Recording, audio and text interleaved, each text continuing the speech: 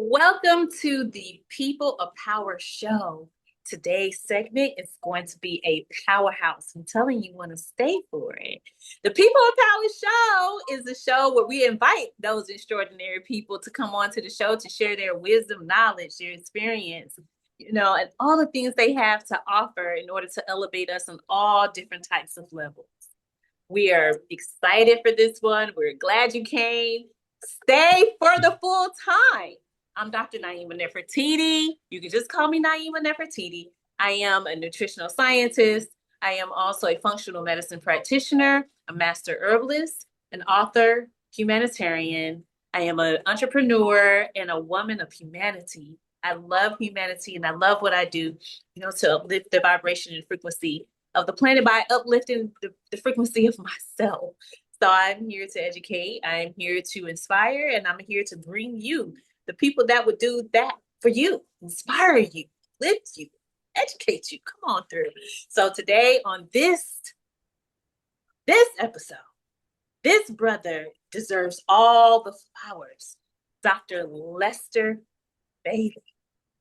Dr. Lester Bailey. Okay, Dr. Lester Bailey has served us over 30 years in the Chicago Police Department.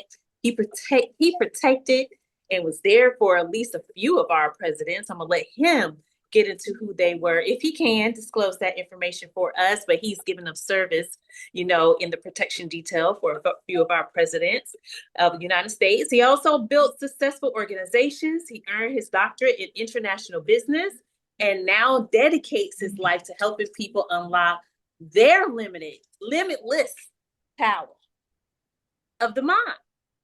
Okay? We already know that's where it is. We know it's all in the mind.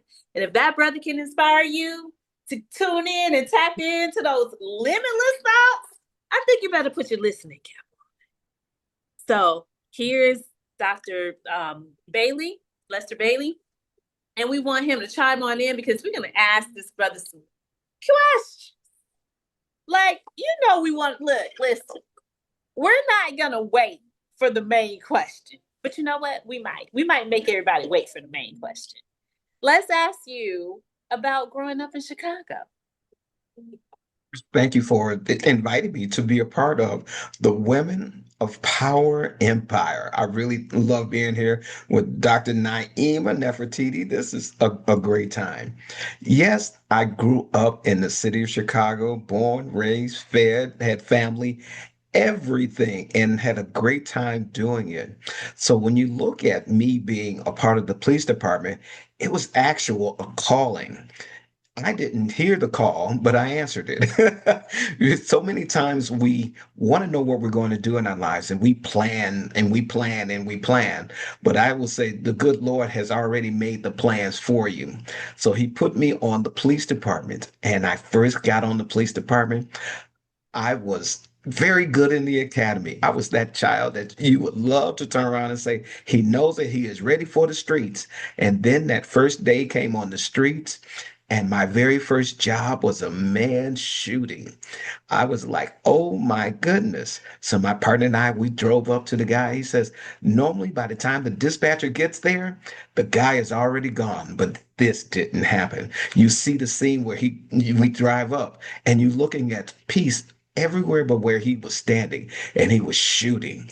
And my partner says, get out and go get him. And I looked up and I froze at that moment because he was telling me to get out. He wasn't saying we, he said me. I got out of that car and I started running after this guy, and I had the fear of a scared cat. The fear of a scared cat. This is my first time.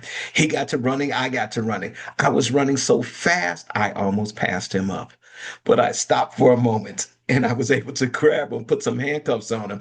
But I was just as nervous as ever. When you're doing the job of becoming your own hero to yourself, you're seeing something different in you, and never neglect who you really are. And I had that type of fun on the job. What else would you like to know? The question was what it was like with you growing up in Chicago. I And so, had to jump into it. yeah, and that's good because then that leads us into our next question. First of all, I want to say, that took an extreme amount of courage to go run behind somebody who was shooting, because that very well much could have been your life. What were you thinking? What was going through your mind? And besides being like afraid and feeling that fear, what was going through your mind at the time when you're saying, you know what, I it's me or him? One of the things that were going to my mind is, I'm not ready. Am I ready? Am I ready to step up? You know, when you get into your mind and it says that you're prepared for everything until the moment happens. As that moment appears to you, you're looking at it. And you asked in your earlier question, you said, what was it like to grow up in Chicago? Well, it was fun because I was that sheltered child. But now I'm no longer the sheltered child. I'm that child that has to put up, has to do the work. And that's what it was like. It was, how am I going to step up in the moment of need? What does that feel like to me? And at that time, as I said before, it was one of the scariest moments of my life. And I had to just handle the moment. And I've been doing that ever since in my lifetime, enjoying the moment of life. And you know, and that's number one. So that's number one. All along the journey, you have to enjoy it. You have to not only just tune into all of the heavy parts, but tune into the light parts, the fun parts, the explorative parts, all the different parts, so you can enjoy the full spectrum of what you came here to experience. So Mhm. that's the beauty. So tell me a little bit about like those 30 years you were serving. Like what was that like? What you I mean, you don't have to share, all your experiences, but you can kind of summarize to us what the overall experience was like serving. Actual joy when you're doing a job that you don't know what the day is going to hold, and you just get involved in it. You meet so many people, the good and the challenging people of life, and you get a chance to connect with people on either physical or spiritual level, some level where you can communicate. Doesn't matter who the person was. Yes, I saw all the shootings. Yes, I, caught a lot of the robbers, the burglars. I caught rapists. I caught a lot of different people. In actuality, I arrested over 2,000 people in my career, and Mm. your average policeman only does maybe 300. So I worked, I worked really hard. I worked in so many different units, but it was to bring a peace. So that way, when I go home, I can say I did my job. I went out there and did the extra. No matter what somebody may say about policing, right? People have their differences about it. But when you're doing your job, you feel good at it because you have helped somebody's life one way or another. You have drawn them into either never being the bad person that they once were to somebody that can talk to people in public because we're all the same people. My pastor once made a statement to me, and which was really great. He said, what's the difference between someone who is in jail and someone who is not? And I pondered that question while we were in church. And then he finally says the only difference between someone who is in jail and someone who is not is that the ones in jail were the ones that were caught. So the police career made me look at people and enjoy people, not calling them criminals. That's a holistic approach. You know how good that is to hear from someone who served as a police officer, to look at the person as a human, to look at the person as a person that came here. Yes, they may be making a terrible mistake right now, even, but I don't look at them as just the villain.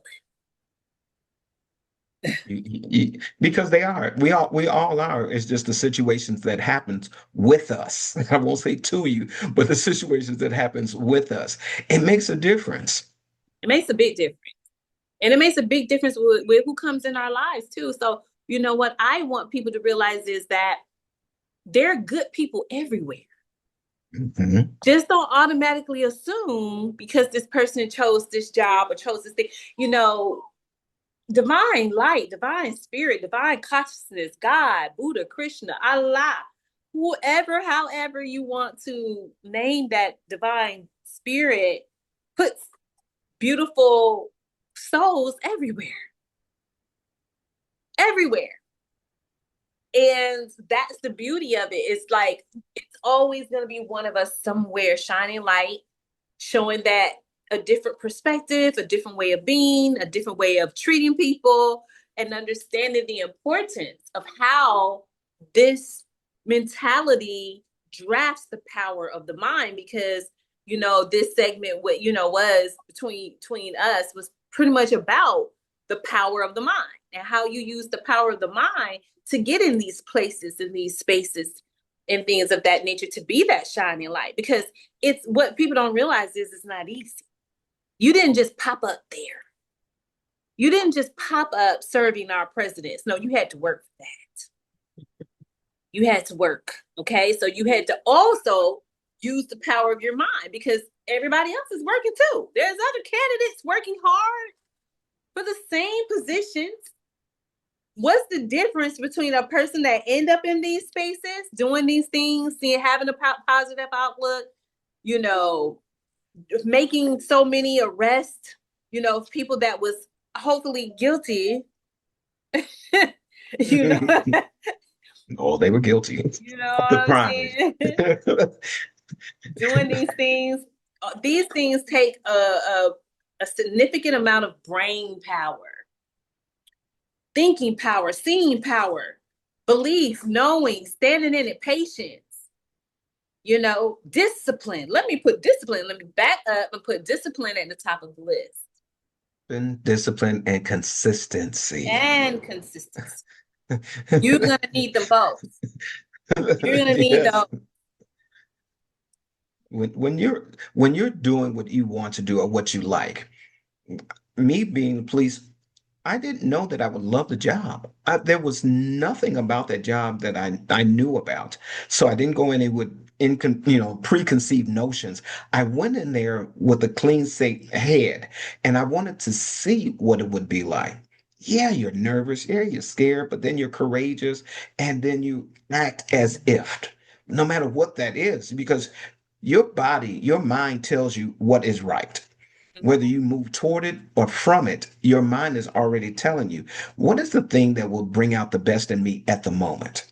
Mm-hmm. And when you let that go, when you let your consciousness just go instead of trying to control it, you will find yourself moving in the right direction.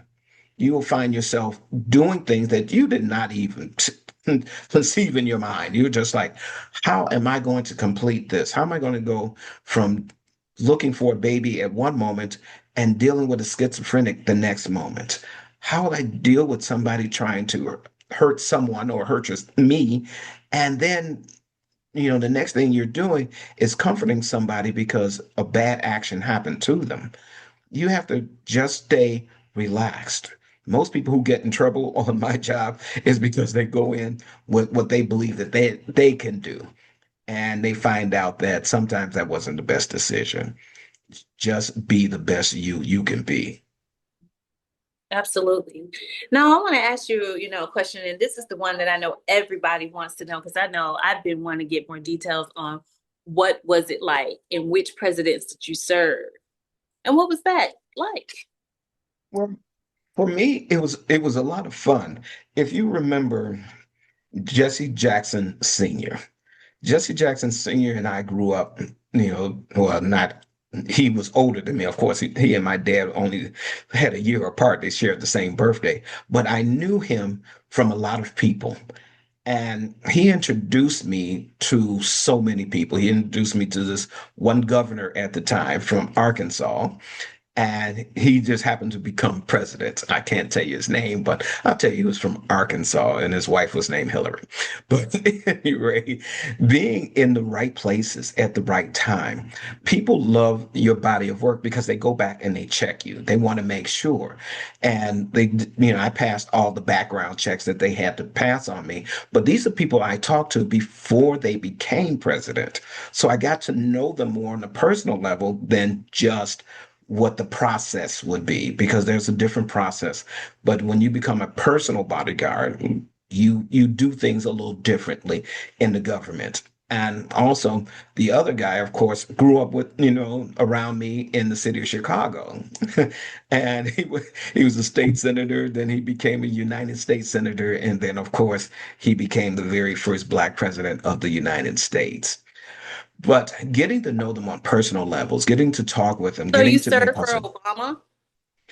I could say that. Hey, we want to know the team. I'm not gonna let you tap dance around the facts, okay? The car facts.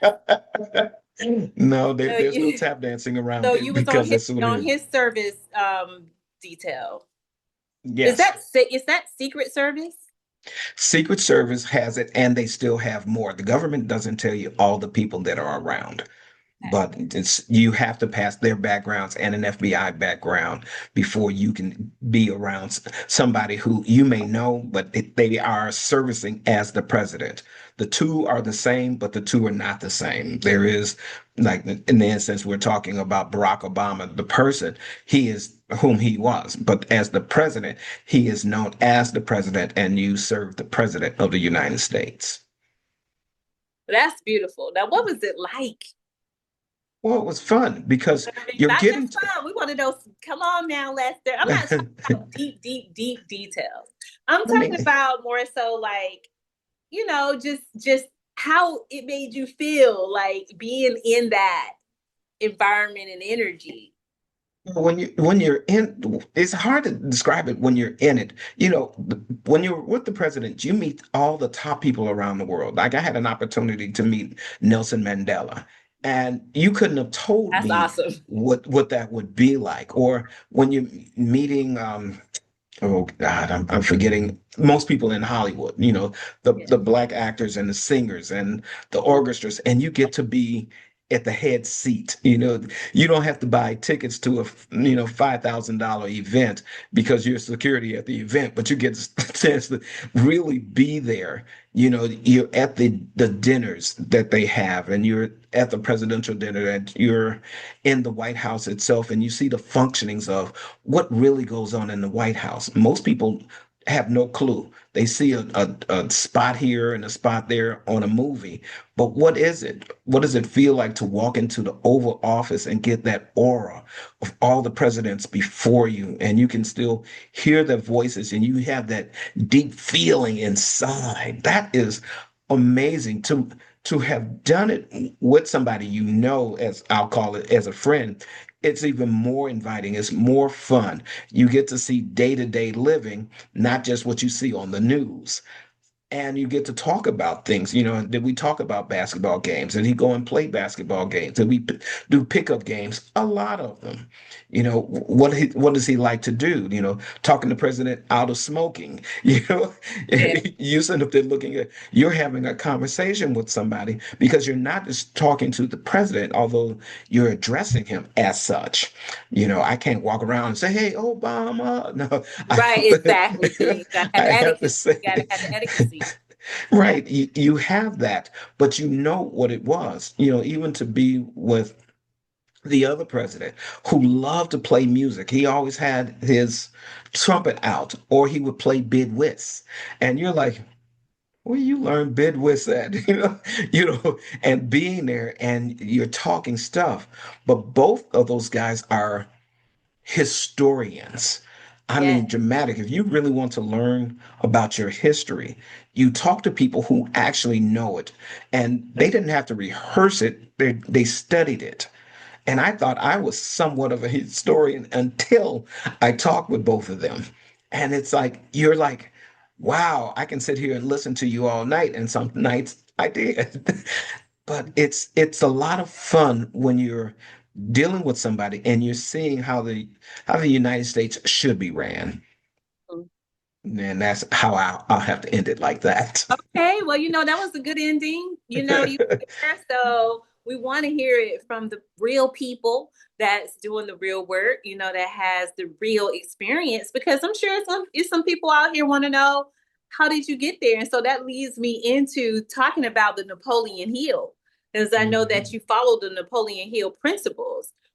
Give us three solid principles for people to really say, I am really going to culminate these three principles. Give us three solid Principle. No solid one is what the mind can conceive and believe it can achieve. That's the number one thing that Napoleon Hill always talked about. What is it that's on your mind? What is it that you think that you have seen or can see that somebody else would not believe?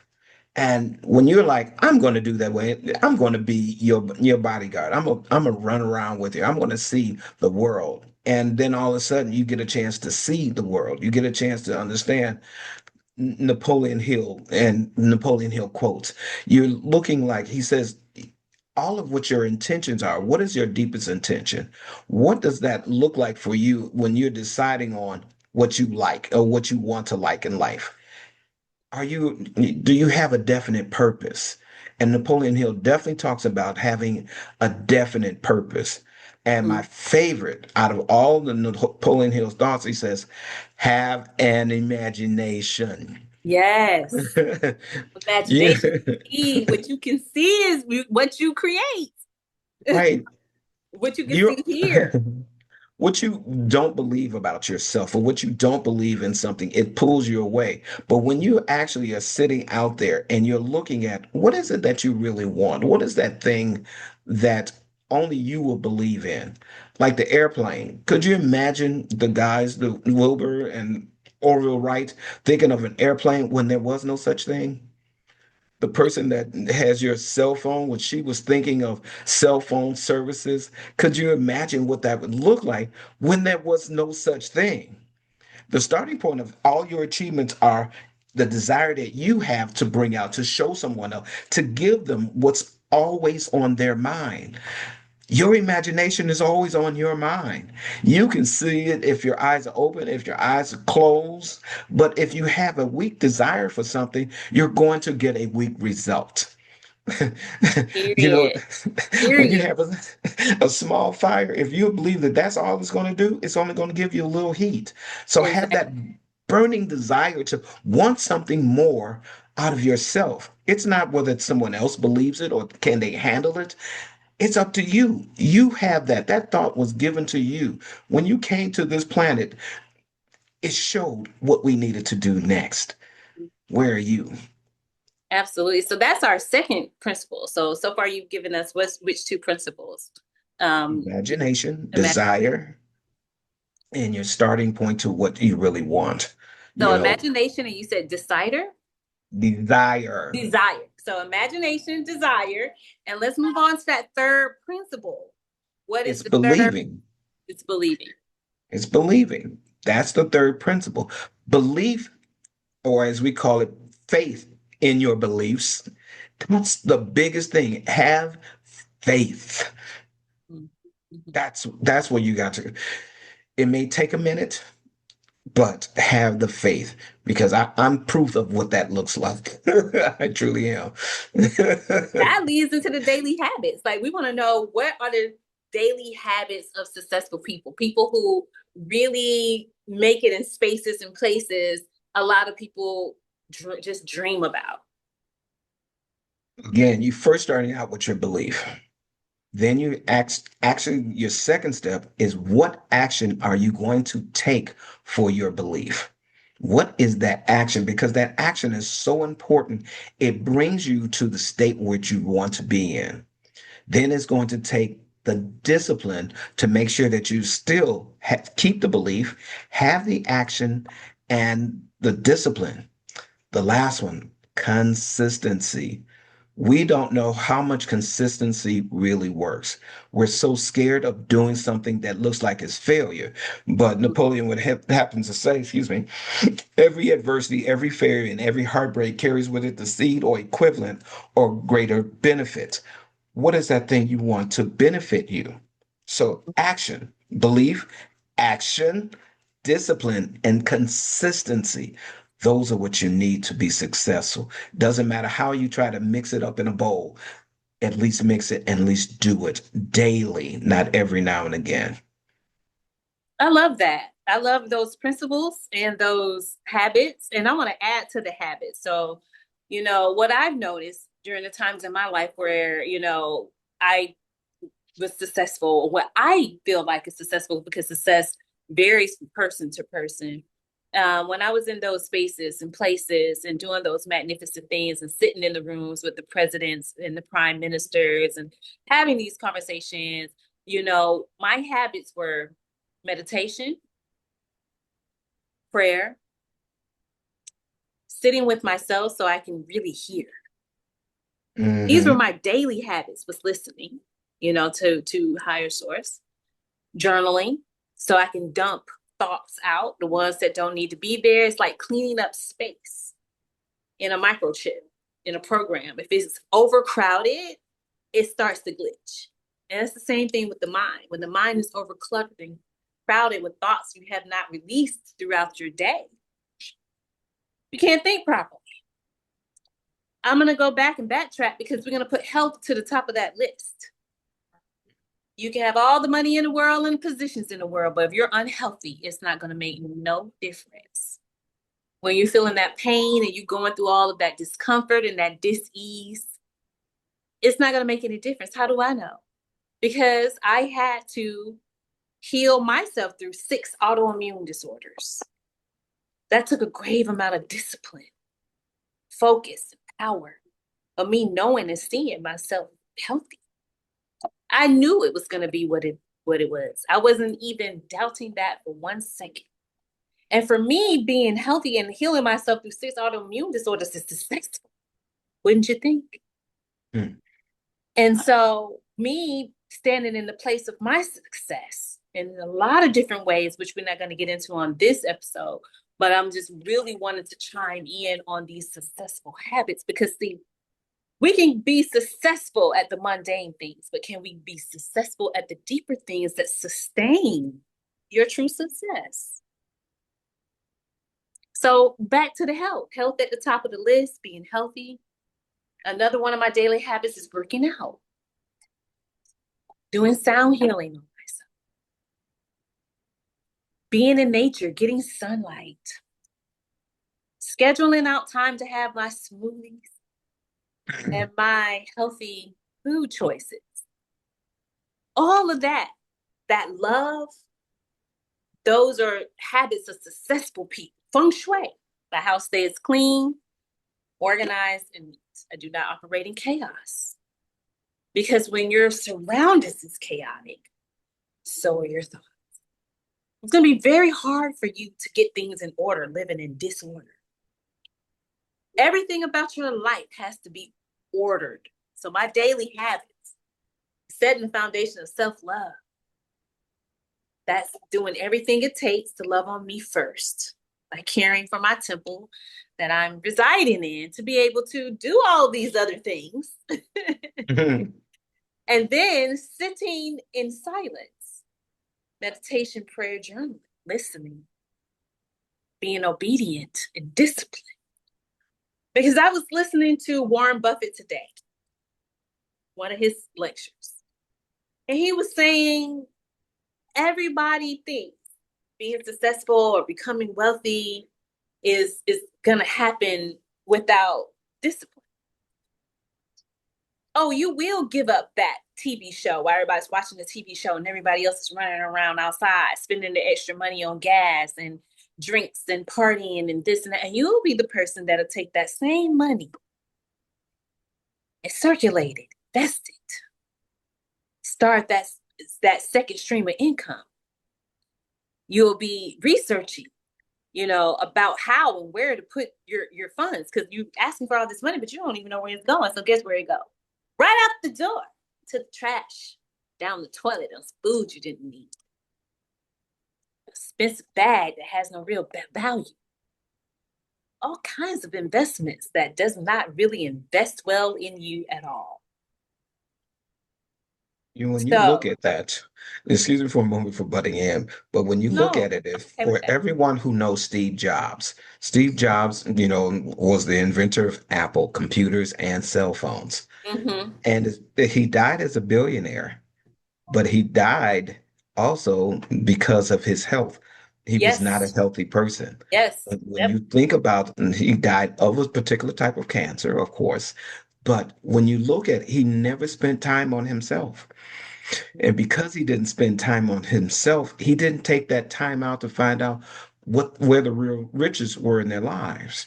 Right. Like Dr. Niemah says, I get up every morning and I'm out the door by at least 4:45 in the morning. Every morning. It doesn't matter whether it's raining or it's heat or whatever the case may be. I get up every morning and I go on my walk, right? Yeah. And I do it consistently. I do it because I'm disciplined enough to know when I get up, get out, get going instead of my excuses, my things that don't work for me. And as the meditation is in the walk. It's in that walk. I can talk about anything I want to because I have no interruptions. I have no one else to have this conversation. When I'm in prayer in my conversation, when I am just thinking about my my life at this present moment as I get that vitamin D, that sunshine, because a lot of times I'm up literally before the sun gets up and I'm seeing, that sunrise come up. I see the sunrise because the sunrise means that I'm in positive motion, that my day is before me. I'm seeing that joy. All of those come from what I do as in daily exercise and daily motion and daily thinking. Because the more positive thoughts that I put in my mind, believe it or not, you have 90,000 different thoughts each and every day. And out of those 90,000 thoughts, are most of them positive or are they negative? You have to ask yourself, what am I putting out into the world in the morning? Not what you're putting out all day long. What are you putting out first thing in the morning? What are you telling yourself? What are you praying about? What are you thinking about?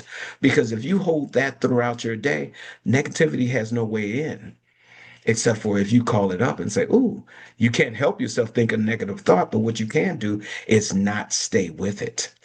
And so many times we stay with the negative thoughts for so long, we blow it. Or But even realizing that the thought is not always yours as well. number one, number one. Sometimes you can take a look at the thought and say that is not, and now don't build an attachment to the thought. And you just look at it more so like the observer instead of that's my thought and you're taking it on. You don't have to see it that way. And that leads us into what habits separate extraordinary people. Like, what are some of the things they do that people that are extraordinary separate themselves from everybody else? Give us one thing. Can only give you what Les Brown told me directly. And he says, you have to be willing to do what others won't do in order to have what other people won't have. Repeat it one more time. You have to do what others won't do in order to have what others won't have. Period. You got to be willing to do what others will not do. Like I was saying earlier about those sacrifices, Hmm. about where you're putting your money. Like a lot of people say, I don't have money for investments. I don't have money for this, but then they'll go spend $20, $30 a day on eating out, gas, going places they probably didn't need to go, doing things that they probably could have bypassed on, and put that money where it really wants. We're like in it for the instant gratification versus really thinking wise for the long term. Instant gratification has been getting us caught up and creating leakages of our energy, our resources, our brains. We have all these subscriptions. We're always scrolling. Everything is locked into a system. Now your mind is on a loopy loop of systematic thoughts. Extraordinary people, what I realized is they willing to take themselves out of that loop de loop and they focus. They focus on who they are, what they're doing, what do they have to add. They're researching that. They're traveling. They're having experiences. But everything that they're doing is focused on who they are and what they came to bring. Period. They don't put a whole bunch of energy on things that don't make sense and spending on things that don't make sense. Consistently. Yeah. So if you want to separate yourself, start doing a real evaluation of your life, of where you spending, not circulating, your energy. See, it's the difference between spending your energy and circulating your energy. When you circulate your energy, you're in a beautiful flow of reciprocity with yourself, with the planet, with others, with the universe. Everything lines up right on time for you.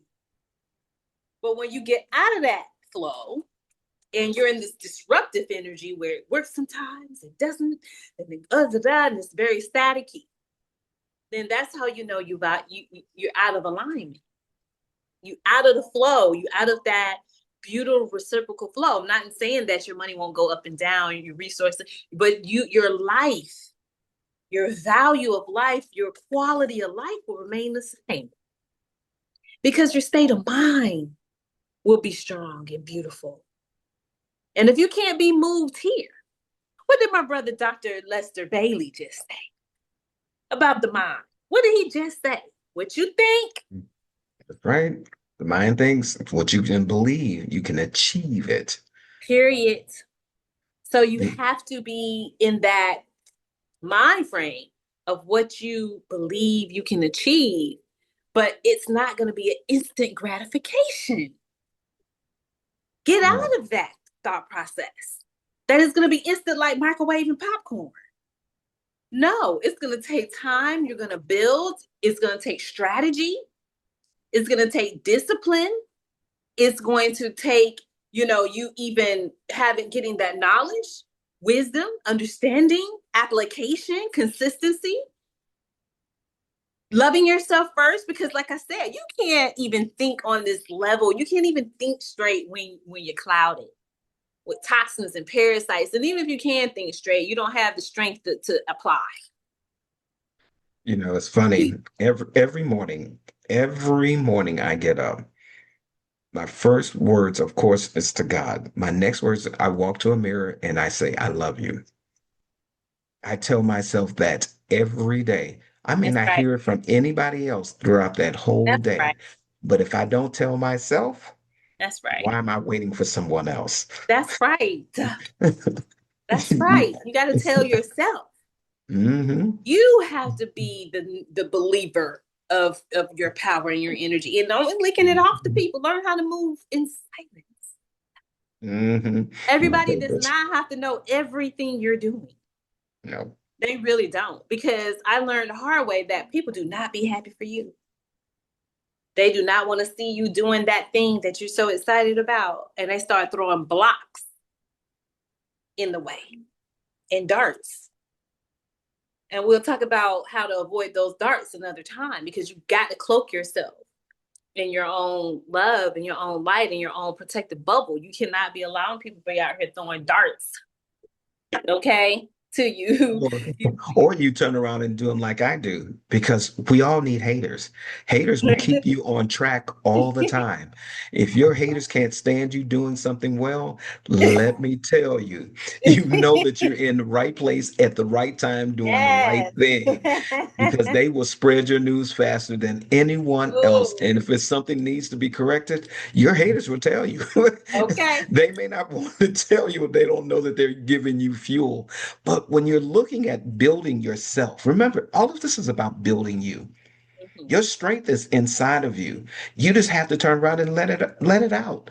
Let that thing out. Let that dream be the dream that you want for yourself, that desire, that culmination of everything that you have put together, because all of the things that has happened to you in your life got you to where you are today. If Mhm. you need to increase it, increase where you need for yourself. Don't increase it because somebody else's belief in you. You start out with you. You had to overcome fear. Yeah. That's our next bullet point is overcoming fear. I'm gonna tell you something. Fear will paralyze you. Fear will, and fear really is ego. It's you not really trusting in the divine power within yourself. You're not trusting it. So therefore you're afraid. You're afraid how this gonna happen, how this gonna work. You don't always have to have all the answers. You don't. Some things you just got to trust. But I'm gonna tell you why people be afraid. And I'm gonna tell you because I'm speaking from experience as well. We're afraid because we know we're being disobedient. Let's call a spade a spade. When you're being disobedient, you're afraid because you know you want to do things your way, your ego way. You know you want to eat that thing that's not no good for you. You know you want to do that thing or drink that thing or do whatever you know that's no good for you. And then you're afraid because you know you're not being obedient. So you already know it's going to come with some consequences.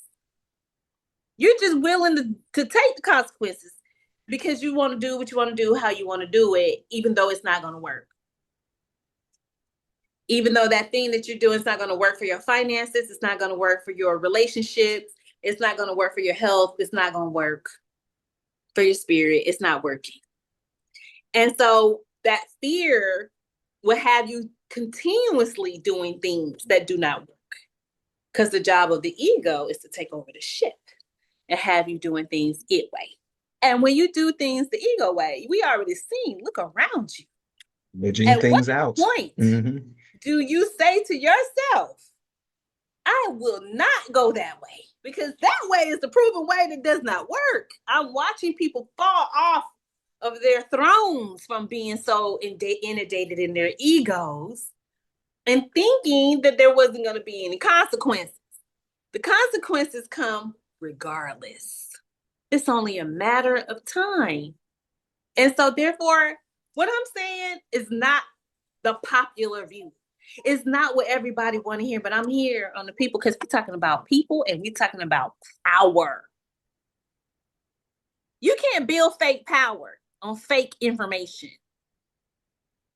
When you're talking about power, you're talking about inner power, creative power, infinite power, financial power.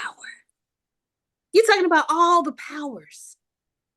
And you cannot embody those powers listening to lies and building your life on lies. You got to be willing to face the truth. You got to be willing to tell yourself the truth. You got to be willing to look in the mirror and say, I have been undisciplined. And I'm agitated when I meet people that are, because it reminds me of what I'm not doing. And I don't want to see that. And I don't want to hear that. And if that's where you are, then just say to yourself, I'm okay. I'm okay with not being successful. I'm okay without living in my power and the best of my ability. I'm okay with that. I'm okay with being mediocre. I'm okay with that. I'm also okay that I'm a hater, because usually people that are in that type of energy is also haters. Because, like I said, they have a problem when they see somebody else standing in their power, agitating. So what I'm going to say is this. You ain't got to hate on nobody else for the power they stand in. Follow suit. Say, oh, okay. Oh, that made me feel a little some kind of way. That means that I need to start doing the work. I need to start doing the work. That's all that means. Yeah, I'm a little agitated because I'm not ready to do the work. But that person, that situation, that relationship, that mirror was a reminder of the work that you need to do on you. So you can be successful, you can stand in that power, you can hold your confidence, you can overcome that fear and everything. And I do mean everything. It's possible. Because as Dr. Lester Bailey over here explained to us about how he got where he got and did what he did, that took an extreme amount of discipline and leadership. So I want to know from Dr. Lester, what has failure taught you, Dr. Lester? It was my best friend because failure puts you in the right spot to say, what is next? I love Thomas Edison, and he gave me something to hold on to. When Thomas Edison looked at himself making a light bulb, remember the impossible, he made the impossible possible. He tried not once or twice to make the light bulb. On his first 100 tries, he didn't give up. On his first 1,000 tries, he didn't give up. On his first 5,000 tries, he did not give up. And we all know that's a lot of failures because did you imagine most of us give it one, two, three times and we're out? And he was at 5,000. He didn't say he was out. He looked at the usage of his failures and says, what can I do with the failures that I've made? And then he kept going 6,000, 7,000, 8,000, 9,000, 10,000 times that he tried to make this light bulb. 10,000 tries. I am a person who can tell you today, I would not have put 10,000 times into it. But what he did was, when you're looking at, just because you have failed at it right now, means don't give up. Don't give up because there's always something in your stumbling blocks that will become your stepping stones. Your stepping stones will lead you to your successes. When we say a lot of work, we're not talking about something that's grandiose. We even if you pick up a pen off the floor and put it on the desk, that's work. How much work it takes to get what you really want, it never goes into some big amount, but it is something that you need to do to show the action, the consistency, and then what the discipline. You have to keep mixing them. Everything that we're telling you, everything that you talked about health. When she talked about health, I remember my own health battle. And I remember it took steps. It took 25,000 steps every day for 10 years in order to get my health back. But was I willing to do it? You better believe it. I showed it every time I could. Facebook, Instagram, YouTube, everything I was showing, I was willing to do it. So when you're looking at what do you want your success to be, that's up to you.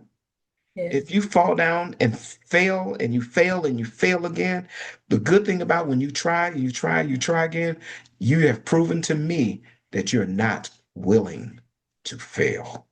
That's right. That is right. Well, we appreciate you, Dr. Leslie. I mean, Lester. Please forgive me. We appreciate you, Dr. Lester Bailey. You have given us some very insightful, very good key points to take away and to apply. You've been a valuable gem to the People of Power show. And we was very grateful to have you on here. We really was. And because it's a lot of, I've done my analytics and there's a lot of young men come to the People of Power show. I would say probably about 85% of the people that come and watch the People Power Show are young men between the ages of 25 and 45. And so therefore we want to give them, things that they could take, and women too. But however, it's a large audience of men that's coming here to get information. I'm sure, you have a young man out there, that's like, I want to know how to be of a service for presidents. And you got a chance to be on the service detail for President Barack Obama. That's huge. Can we can we give him a round of applause? And you know what? I'm gonna have to bring him on for number 2 because he does so much more than that. We didn't even get into what he does, in the film industry. And so we'll get into that on the next time he's invited, and he can go in more details about things that he's doing now current to date. But I wanted for you all to first learn who he is and what he does and why he's been chosen to be on the People of Power show. Remember, you already possess the power. Now it's time to activate it. Let's go. And until next time, remember, subscribe. Like, comment, share, subscribe. Like, comment, share, That's subscribe. right. We appreciate you because when you all like, share, comment, and subscribe, it helps the algorithm. We're trying to get this information out, to as many people, that need it, and the people that are looking for this type of information, and be able to be a part of a community of very, successful leaders that's really doing some very amazing things, in their part of the world, the country, or community. So don't forget to like, share, comment, and subscribe. Thank you very much for inviting me. I appreciate you so very much, and I cannot wait until the next time. Yes, thank you. Thank you for being here.